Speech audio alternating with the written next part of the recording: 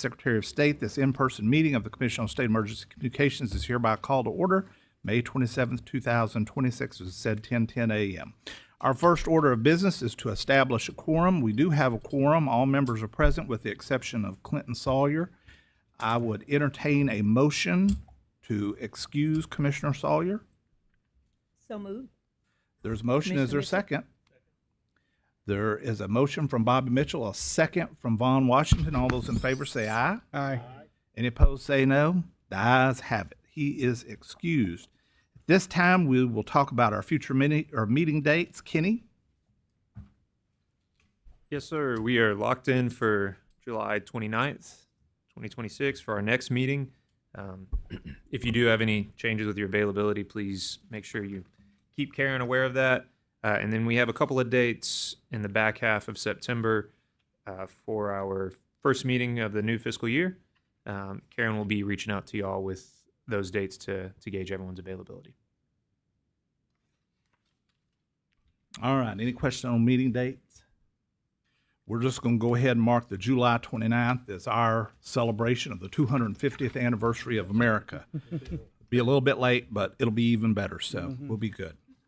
All right. At this time, we'll open it up for public comments. If anyone wishes to make a comment on a particular agenda item, you can indicate by stating your name, and you'll be recognized to speak. Or if you prefer, you can wait until that item is called. Is there any public comment at this time? Going once, twice, done. All right. We'll now take up our agenda, beginning with agency operations. And I'm just going to say right at the get-go, I'm a little offended that you're way over there, Kenny. It makes me feel a little bad that you don't want to sit up here next to me. Heather and I like to keep our distance back here. So. It's going to be a short agency report for what I expect to be a fairly short meeting. I was mentioning this to Commissioner Pierce, but May is kind of a quieter period. It's kind of sandwiched between the start of the calendar year and the end of the fiscal year. There's a lot of behind-the-scenes work, but not as much to update the commission on. You might recall we didn't have a May meeting in 2025, but in even years, it is essential for us to meet because we do need to stay on track with our strategic planning, as Heather will explain in more detail.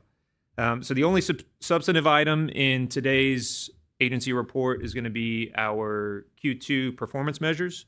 Those start on page 4. As a reminder for everyone, 911 has 2 key performance measures: percent of time 911 service is available, and the number of 911 calls received by PSAPs. As you can see there, 911 services in Q2 were available 100% of the time. Love to score 100 anytime we can. And our PSAPs received just over 500,000 calls in Q2, which is around 20% of our annual target. Halfway through the year, we're at about 41% of the annual target on those calls received by PSAPs. Then I'll jump down to the poison program, where we have 3 key performance measures: percentage of time the network is available, number of calls processed, and average cost per call processed. Once again, 100% on availability of TPCN, so we love to see that. Processed just over 101,000 calls in Q2, which I think we're ahead of schedule there. We're at about 56% of the annual target. And then our average cost for poison calls, that came in at just over $30 per call for the quarter. We noted in January when we discussed the Q1 that costs were only around $10 at that time, but as reimbursements come in, we see that average cost per call increase. And so we expected to see that bear out. It did. We're still under our annual target of $37 per call. On page 5, we do have some non-key performance measures there. We've been highlighting that the InfoSec assessments, we've continued to kind of blow that target out of the water. We are again reporting 10 out of our 19 RPCs have completed an assessment in the last 12 months, and our goal there was just 5. We do have some explanations of the key measures and the non-key measures on page 6 to give you a little bit more context on the figures you're seeing on page 4 and 5. But at this time, I think I'll see if there are any questions for the board. Kenny, if I could, I would like to point out the number of GIS errors that we have. Our target is 1.1, and currently the COGS are coming in at 0.34% error rate. The work that the COGS have put in on this is phenomenal. They continue to do such a good job, and we are leading. If we're not leading, we are one of the leaders in the country right now on our GIS data, and I just want to commend the COGS for the work that they've done. Thank you. Any questions for Kenny on the report? All right, Heather, and that's good to know. Thank you for bringing that up as well. All right. Then we will move on to Miss Lorraine for our appropriation year 2026 financial update.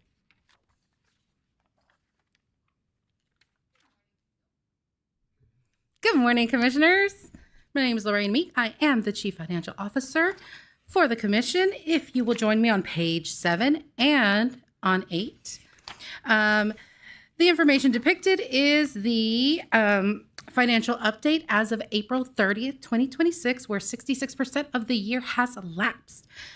So on page 7 shows you graphic representation of the information. And if you like to see the numbers, you can go on to page 8 and it itemizes and shows what the images are representing. Okay, so this is informational. No action is required. So service fee, we have received 57% of the biennial revenue estimate, while surcharge reflects 62%. And as I previously said, we are 66% of the year lapse.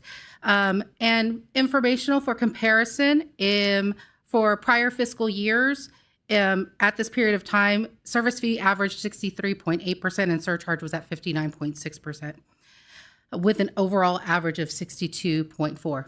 Historical information. Now, if you want, I'm going to go over the total revenues. It's in the column on page 8. We have $505,000 in prepaid, $14 million in regular wireless, and almost $2.1 million in landline service fee, for a total of $16.6 million in service fees. Additionally, we have $14.8 in equalization surcharge, for a total of $31.4 million as of April 30th. In total, revenues are $5.9 million less than the GRD appropriations, which reflects the need to use fund balance. But I'd like to also point out in the expenditure section that we'll go over next, we have available appropriation balance of almost $4.7 million that still has yet to be utilized, so that closes that gap of using the fund balance. Now, regarding total receipts as it compares to the biennial revenue estimate, we are under again by $3.4 million. And you guys know me. I usually say, is this a concern? Not too much. I wanted to bring an actual percentage this time, in that for August revenues, when they're actually recorded, is about 14% of the annual revenues. So if you did 1/12, 1 month's worth of straight line of revenues, it'd be 8.3%. So August reflects 14-ish% that gets recognized at that point. So just threw a little bit of information for you there. Now, regarding the expenditure section, GAA has appropriations of $67 million, and we have already obligated $62.5 million, leaving $4.7 million of unobligated funds to date, which is 7% of the appropriations. So again, as I previously pointed out, that helps with what is outstanding regarding the revenues received to date. Fund balance. As you can see, and if you compared it to the prior report for March, the numbers just increased slightly, just by a few $100,000 based on the estimate of the actual revenues that had come in for the last couple months. So overall, we're still on track for our ending balances to be around the 58 for surcharge and 60 for service fee. Again, no action is required for the board, but I'm here for any questions. Any questions for Lorraine? Are you worried? Are you worried about that difference? No. Okay. I gave her a shot. It all falls apart. We asked her, she wasn't yes. worried. You kept telling me. No. All right. Thank you, guys. Thank you, Lorraine. We appreciate you. And I appreciate your historic comparisons, too. All right. We'll move on to our next agenda item, which is consider for approval the agency's strategic plan for fiscal years 2027 through 2031. And Heather, you're up. Okay, if you'll turn to page 9 for the agency strategic plan. As a reminder, per state law, the commission must develop an agency strategic plan each even-numbered year, and we have to provide that to the Office of the Governor, the budget, and to the Budget and Policy Division, to the Legislative Budget Board, and to both chambers of the House, to the House and the Senate. That is actually due on Monday, on June 1st. So we're bringing it today for approval so that we can submit it on time. In March, we established the Legislative Working Group. Those members are Commissioner Beecham, Commissioner Scurro, Commissioner Mitchell, Commissioner Henry, Russell Dvorsky from Heart of Texas Council of Governments. He's the Executive Director and the Chair of the Emergency Communications Committee from TARC. John Austin Stokes, the Executive Director of TARC. Patty Davis from the West Central Texas Council of Governments, and Dr. Sal Baeza from West Texas Poison Center. So thank you to everyone that was on the group and participated in developing the plan this year. So we met by conference call in April and May to develop and revise the plan for the next, for 27 through 31. The changes that we have outlined, the actual document starts on page 13 and I think goes through page 77. So it's most of your notebook this time. The relevant changes that are laid out is that we added information on the current status of the Next Generation 911 transitions. That's under Goal 1, Section B. And we removed information related to the Broadband Infrastructure Fund. In Goal 2, under Poison Control Services, Section B, we removed information related to the downward trends in call volume because we've stabilized and we're seeing an actual slight uptick in call volume trends. And we updated language related to specific health emergencies to more effectively or to more appropriately reflect national health crises instead of listing out all of the different ones we've had over the last 20 years.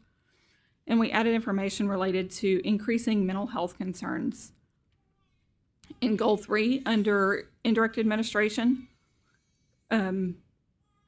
Section B, we updated information related to changes in the HUB program for the state. Under Redundancy and Impediments, we provided information on the need to appropriate the full amount of equalization surcharge, and we added information related to the BIF distribution. In Schedule C, under the HUB section, we updated that information throughout. Under the agency workforce plan in Schedule F, we added information on succession planning. We removed information related to the shortage of workers, and we removed the employee engagement information. It's not a requirement for the plan, and it actually costs the agency money to complete that, so that was removed. And in Schedule F, we updated that section based on the survey that we completed. Also, still included in this document is the performance measure that the March meeting was approved to remove. We did submit that to the Legislative Budget Board. We have not heard back from them. So should we hear back before the submission on Monday, we will go back and remove this from the plan. But as of right now, it is still listed in there.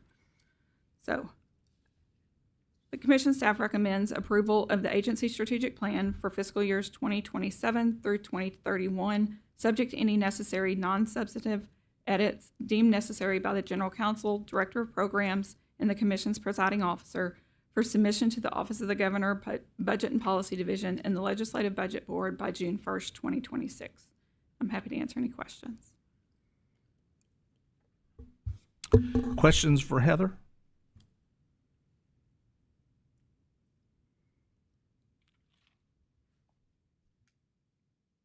Motion to approve. Damn, look at there. All right. Tim makes a motion to approve. Is there a second? Muscat, second. There's a motion and a second. All those in favor say aye. Aye. It is approved. Heather, good job. Thank you to you and all the staff on that. Also, thank you to the commissioners who were going through there and our other folks who were involved in that process. It's a pretty easy process today, but you had a lot of notes and a lot of versions going through that process, and we appreciate you doing that. Thank you. All right, we'll move on to our next agenda item, number 4, which is our Next Generation 911 Service Fund update on the federal grant program and Proposition 8 funding. Noah? Good morning, Commissioners. My name is Noah Gilliam. I'm your Director of Contracting and Purchasing, and I'm here to deliver the good news so far on our progress on NG 911 funding through SB 8 and Prop 8. To date, we have expended and reimbursed $131 million of the $150. That represents about 87% of the allocation, so we're sitting at 87% time elapsed, so we're right in line there with the funding. You'll notice that under the allocation column, the total does not exactly equal $150 million. That is because we still have $75,000 that need to be reallocated, which will be forthcoming in a staff report after this one. You'll also notice that under the personnel expenditures that there was a small decrease. That is due to the Cohen-Resnick monitoring completing. There was a very minor disallowance dealing with the period of time that the auditors looked at was when it was actually for me personally when I was moving positions from being the deputy for federal grant management over to the director of contracts and purchasing. And there was a small rounding issue with the system that fed us the information to plug all that into CAPS. So none to our fault, but however, it was still a disallowance. So we had to take a small change there of $1 and some cents. Moving on, for our closeout, we actually have 10 emergency communications districts that are fully closed. There is one that's pending, that's McLennan. That actually occurred, it's not currently reflected in the staff report, but this occurred in that period of time when the notebook was printed and today. So I just wanted to let y'all know that McLennan County is now pending closeout. We'll get their paperwork sorted and get that in and get them fully closed out. As far as the municipal districts, we have 2 pending. One is Corpus Christi. Again, we're still waiting for them to complete their installation and make sure everything is tested correctly and good before we close them up fully. And then also this month we have Highland Park, who is now in the pending status for closeout. We have 9 closed. Denison moved to fully closed from pending during this month. And then as a reminder, the RPCs, we are waiting until the very end of the performance period, just in case, as we are about to see, we're moving some more funding into an RPC. So we would like to wait until the very end before closing those out. Any questions so far? No?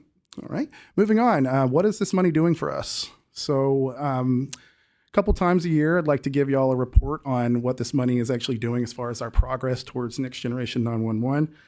We're doing well. There's still some challenges getting us to the end state, but of course, we set that goal of intermediate maturity, of which we're doing pretty well at. I'm happy to report that we have nobody currently listed under legacy. So people have at least gotten to the foundational state. Right now, we're recording 12 entities at foundational, 6 at transitional, and 58 entities at intermediate. That represents 76% or 3/4 of all entities in the state. So that's good news. Attachments 1 and 2 will give you a more detailed breakdown. So if y'all look through that. And then I'd like to also give y'all an update as far as where we're sitting for our monitoring, our internal CSEC monitoring of the SB 8 program. We completed risk assessments on all entities in April. That turned into a compliance plan, monitoring plan in this month of May.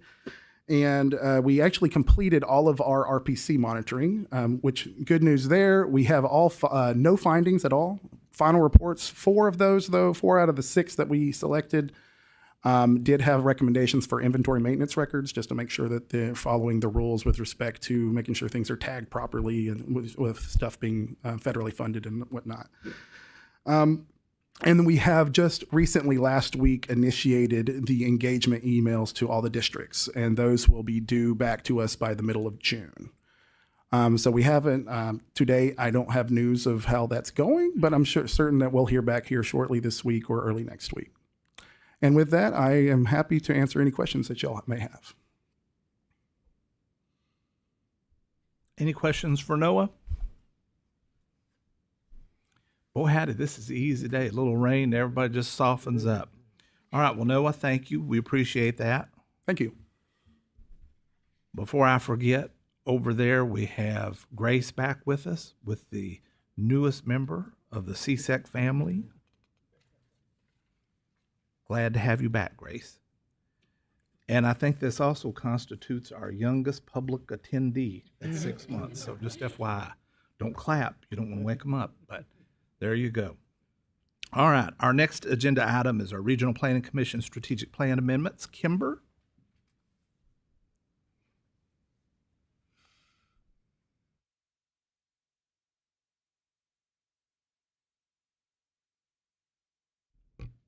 We on? Okay. Good morning.